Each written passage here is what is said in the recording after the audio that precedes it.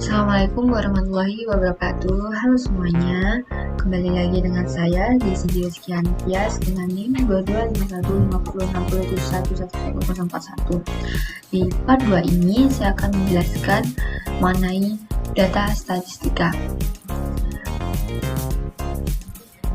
Nah, dalam video kali ini saya akan menjelaskan ada 5 subbab. Yang pertama yaitu pengertian data, yang kedua yaitu pengumpulan data, yang ketiga adalah pengolahan data, yang keempat ada penyajian data, yang terakhir yaitu ada pembagian data. Oke, lanjut aja ya ke pengertian data.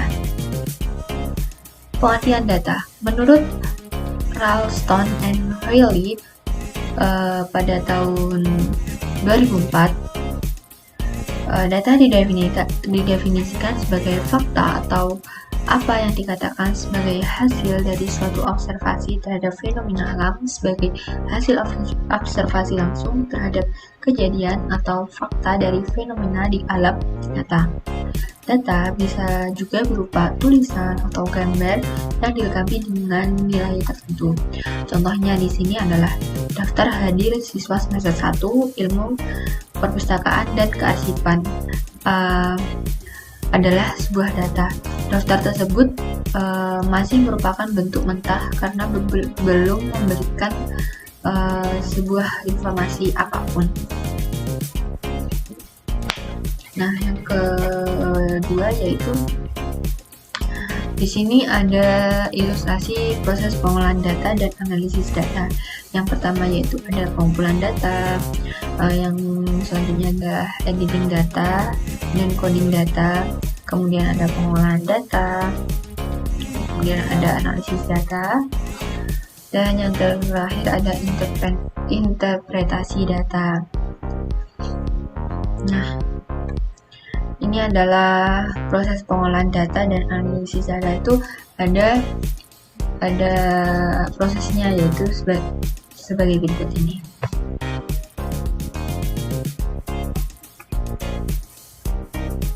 Nah, yang pertama itu ada pengumpulan data. Pengumpulan data berdasarkan angket atau kuesioner. Angket atau kuesioner ini adalah teknik pengumpulan data yang dilakukan dengan cara memberikan seperangkat pertanyaan atau pernyataan kepada orang lain yang dijadikan responden untuk dijawabnya. Nah, meskipun pengumpulan data angket atau kuesioner ini terlihat mudah, tapi teknik pengumpulan data melalui angket ini cukup sulit dilakukan jika respondennya cukup besar dan tersebar di berbagai wilayah. Nah, kemudian ada pengumpulan data berdasarkan observasi.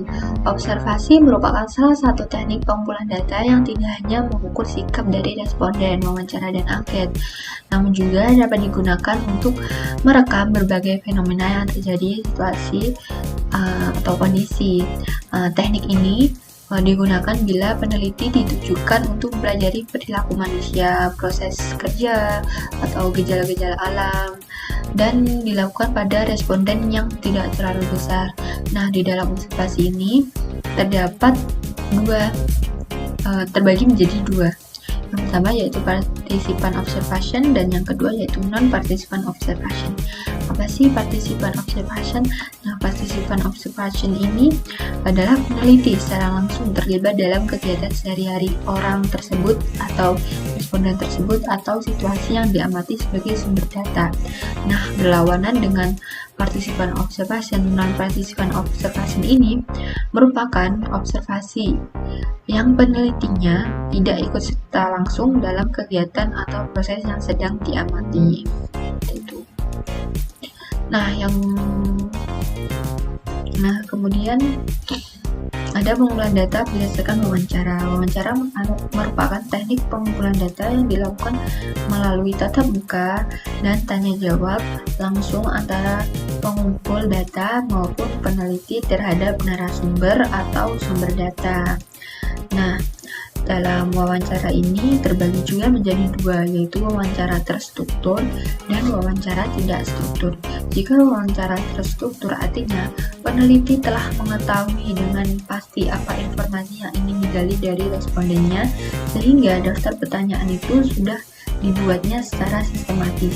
Sedangkan wawancara yang tidak terstruktur ini adalah wawancara yang bebas, yaitu peneliti tidak menggunakan pedoman wawancara yang berisi pertanyaan yang akan ditanyakan atau diajukan pada responden, dan hanya memuat poin-poin penting masalah yang ingin digali kepada responden.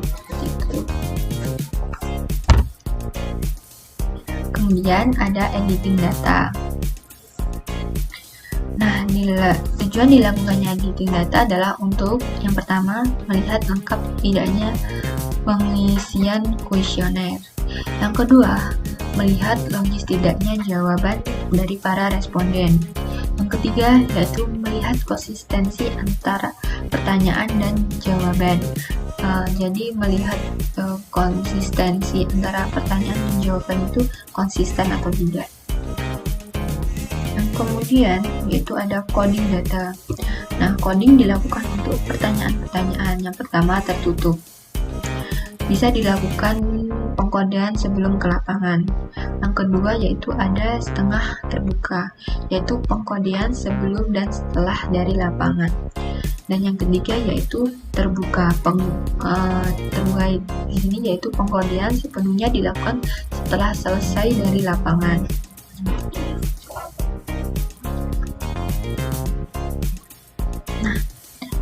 Kemudian ada analisis data. Nah, dalam analisis data ini, hal penting yang perlu diingat dalam melakukan analisis data adalah mengetahui dengan tepat penggunaan alat analisis. Yang pertama yaitu dari mana data diperoleh.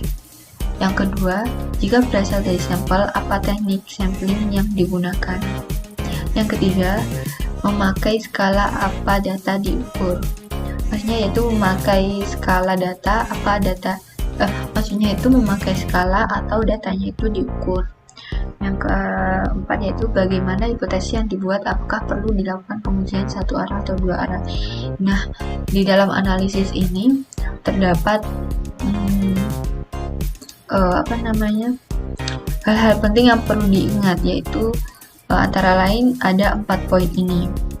Dan jika melakukan analisis ini juga harus kita itu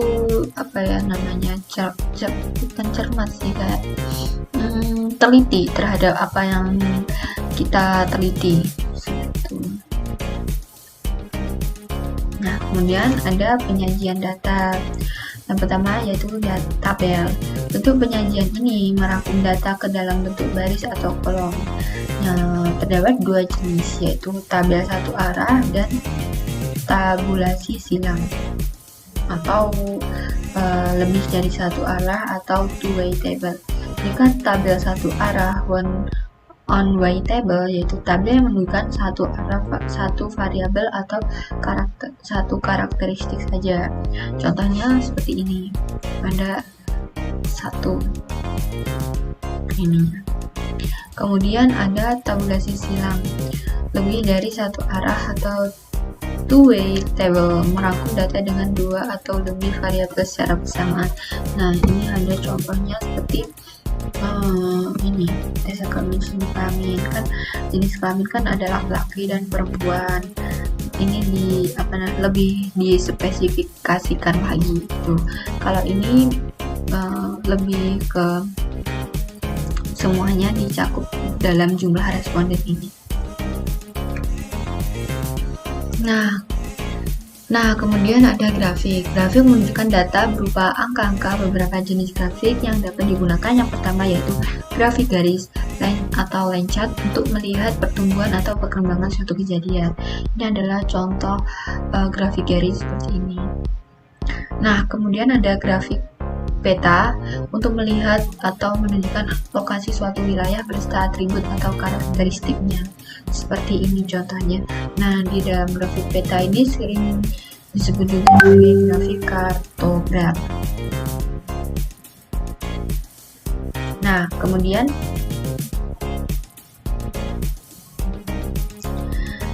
ada grafik batang. berfungsi untuk melihat distribusi atau perbandingan nilai, frekuensi, atau presentase di setiap kelas atau kategori. Ini adalah contoh dari grafik batang. Nah, kemudian ada grafik titik. Itu merupakan metode presentasi secara grafis untuk menggambarkan hubungan antara kedua variabel.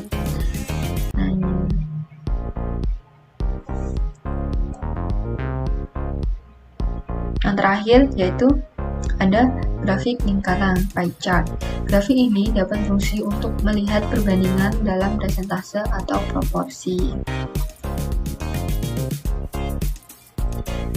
Nah, yang selanjutnya ada pembagian data. Yang pertama, data berdasarkan sumbernya. Yang kedua yaitu data berdasarkan sifatnya. Dan yang ketiga yaitu data berdasarkan waktu pengumpulannya. Nah, data berdasarkan sumbernya dibagi menjadi dua, yaitu data primer dan data sekunder. Data primer merupakan data yang diperoleh dari sumber datanya. Jadi, untuk mendapatkan data primer, peneliti harus mengumpulkannya secara langsung. Nah, data primer ini biasanya diperoleh dari observasi, wawancara, focus group discussion, FGD, dan penyebarannya. Nah, kemudian jika data sekunder ini data yang didapat dari studi-studi sebelumnya, data sekunder dapat diperoleh dari berbagai sumber seperti jurnal, laporan, buku, dan sebagainya.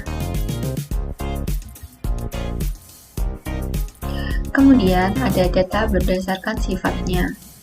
Yang pertama, ada data kualitatif, dan yang kedua ada data kuantitatif. Data kualitatif merupakan data yang berbentuk slide angka. Data kualitatif ini dapat dikumpulkan dengan cara wawancara, analisis dokumen, FGD, observasi, pemotretan gambar, atau perekaman video. Dan menurut Suratno dan Arsyad tahun 1993, sekalipun data kualitatif tidak berbentuk angka, namun bukan berarti data itu tidak dapat digunakan pada analisis statistik. Nah, umumnya data kualitatif pada akhirnya dituangkan dalam bentuk kata per kata. Data ini umumnya diolah memakai teknik perhitungan matematika.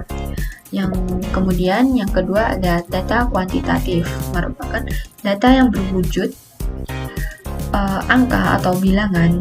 Data kuantitatif biasanya dijadikan sebagai bahan dasar bagi setiap masalah yang bersifat statik. Nah, data kuantitatif ini diklasifikasikan oleh Scioto dan Sodiq pada tahun 2015 menjadi dua, yaitu data kuantitatif berdasarkan proses atau cara mendapatkannya, dan data kuantitatif berdasarkan tipe skala pengukuran yang digunakan. Nah, ini akan saya bahas di slide selanjutnya. Nah, data kuantitatif berdasarkan proses atau cara mendapatkannya itu dikelompokkan lagi menjadi dua, yaitu data diskrit dan data kontinum. Data diskrit adalah data yang diperoleh dengan cara menghitung. Nah, misalnya nih, jumlah anggota PLM Penalaran Angkatan 10 sebanyak 64 orang. Nilai yang diperoleh akan selalu dalam bentuk bilangan bulat sebab pengambilan data dilakukan dengan cara menghitung. Berbeda dengan data kontinum, adalah data yang didapatkan dari hasil pengukuran. Nah, contoh data kontinum itu seperti suhu udara di rumah X misalnya sebesar 31 derajat Celcius. Nah, kemudian ada data kuantitatif berdasarkan pada tipe skala pengukuran. Yang pertama yaitu ada data nominal, merupakan data yang didapat dengan mengelompokkan objek berdasarkan kategori tertentu. Nah, data nominal ini tidak dapat dianalisis berdasarkan operasi matematis, logika perbandingan, dan sebagainya. Contoh nih dari data nominal seperti sekretariat X penalaran terdiri dari yang pertama yaitu sekretariat utama dan yang kedua ada sekretariat alternatif. Nah, angka 1 dan 2 ini bukan bermakna kuantitatif, tetapi hanya sebagai simbol untuk pengelompokan saja seperti itu. Jadi hanya data nominal ini merupakan data yang didapat dengan cara mengelompokkan objek berdasarkan kategori tertentu. Sedangkan data ordinal merupakan data yang disusun secara berjenjang untuk menunjukkan tingkatan atau urutan data. Nah, pada data ordinal ini dapat dianalisis dengan logika perbandingan dalam ilmu matematika, namun belum bisa dianalisis menggunakan operasi matematika seperti penambahan, pengurangan, perkalian, dan pembagian. Contoh nih, tahapan prosedur penelitian, yaitu ada pembentukan tim, yang kedua ada mengembangkan proposal, yang ketiga ada penelitian lapangan, dan yang keempat ada seminar hasil. Nah, ini tuh contoh data yang disusun secara berjenjang atau secara berproses untuk menunjukkan tingkatan atau urutan data tuh. Kita tuh harus yang pertama tuh melakukan apa aja sih, kan udah ada urutannya tuh seperti itu.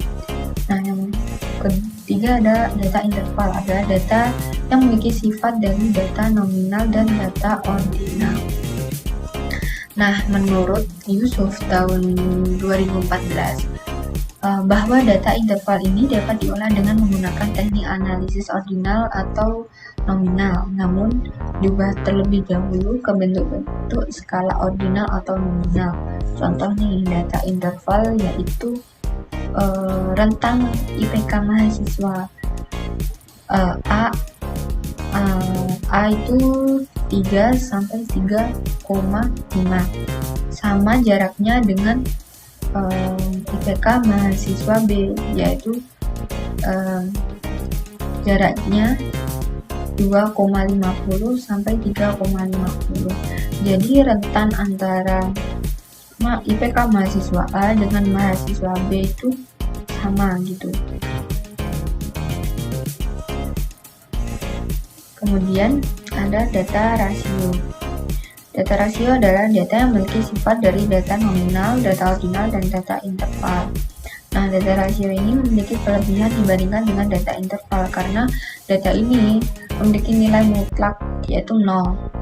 Yang berarti bahwa nilai 0 ini benar-benar tidak memiliki nilai. Hal ini juga menjadikan data rasio dapat diolah menggunakan operasi dasar matematis. Nah, dalam data rasio ini dapat diolah menjadi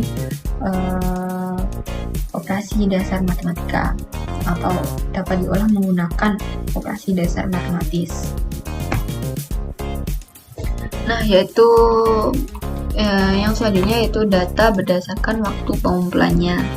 Dibagi menjadi dua. Yang pertama itu data berskala time series, merupakan data yang dikumpulkan secara berskala dari waktu ke waktu. Nah, biasanya pengambilan data ini digunakan untuk melihat perkembangan dari waktu ke waktu. Nah, yang kedua ada data cross section, merupakan data yang diperoleh pada waktu yang telah ditentukan untuk mendapatkan gambaran keadaan atau kegiatan pada saat itu juga. Gitu.